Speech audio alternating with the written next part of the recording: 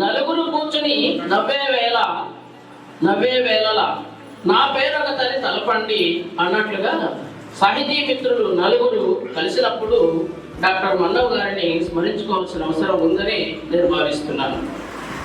పువ్వు పుట్టగానే పరిగణించు అన్నట్లు వారి 8వ ఏటనే తన పద్య రచనను పోలిక చేశారు.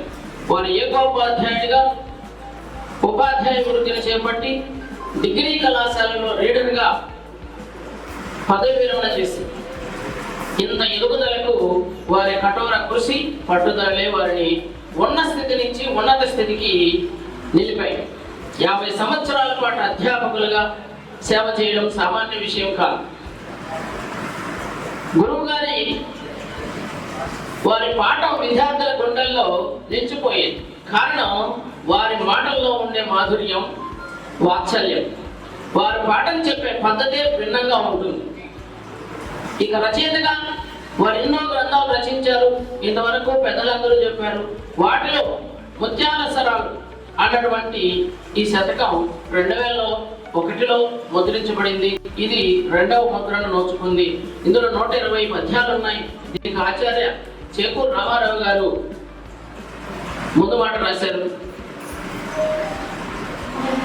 ఎన్నో శతకాలు, ఎందరో కవులు రకరకాల ఛందస్సులతో రచించి ఉండవచ్చు. కానీ ఈ 21వ శతాబ్దం ఆరంభంలో డాక్టర్ మన్నవ భాస్కర్ నాయుడు గారు తొలిగా ముత్యాల సరం ఛందస్సులో మన్నవ అనే ఒకటంతో ఈ శతకాన్ని రచించారు. వీరు పద్యం రాయడంలో ప్రసిద్ధులు.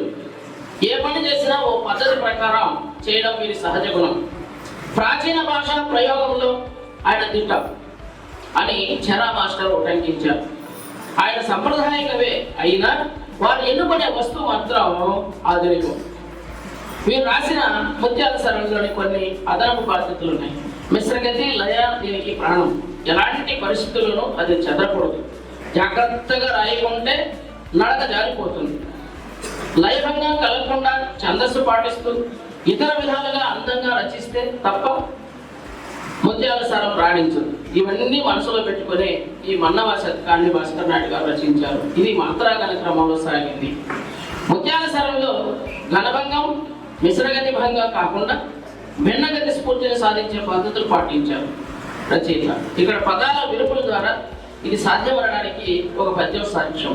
ఈ పద్యం బాలలే మన దేశ గలమున, బాలలే మన దేశ గణమున మాలలై భాగ్యోదయాక్షయ లీలలై చైతన్య భావ జ్వాలల ముదురు మన్నవా.